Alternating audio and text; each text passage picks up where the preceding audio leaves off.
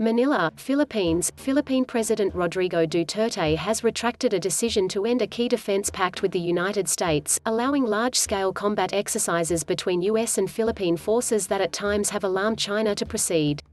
Duterte's decision was announced Friday by Defense Secretary Delfin Lorenzana in a joint news conference with visiting US counterpart Lloyd Austin in Manila. It was a step back from the Philippine leader's stunning vow early in his term to distance himself from Washington as he tried to rebuild frayed ties with China over territorial rifts in the South China Sea.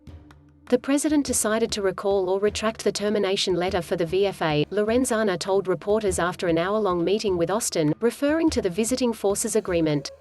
"There is no termination letter pending and we are back on track."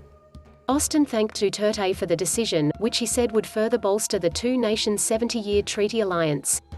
"Our countries face a range of challenges, from the climate crises to the pandemic and, as we do, a strong, resilient US-Philippine alliance will remain vital to the security, stability and prosperity of the Indo-Pacific," Austin said.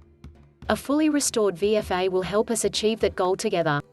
Terminating the pact would have been a major blow to America's oldest alliance in Asia, as Washington squares with Beijing on a range of issues, including trade, human rights and China's behavior in the South China Sea, which Beijing claims virtually in its entirety.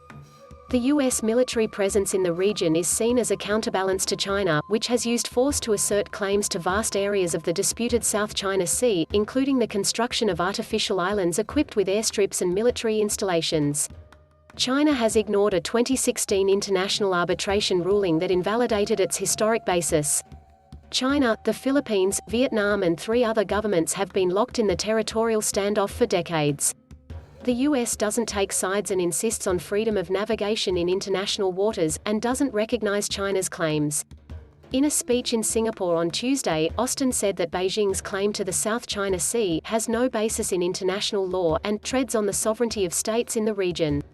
He said the US supports the region's coastal states in upholding their rights under international law, and is committed to its defense treaty obligations with Japan and the Philippines. Duterte notified the US government in February 2020 that the Philippines intended to abrogate the 1998 agreement, which allows large numbers of American forces to join combat training with Philippine troops and sets legal terms for their temporary stay. U.S.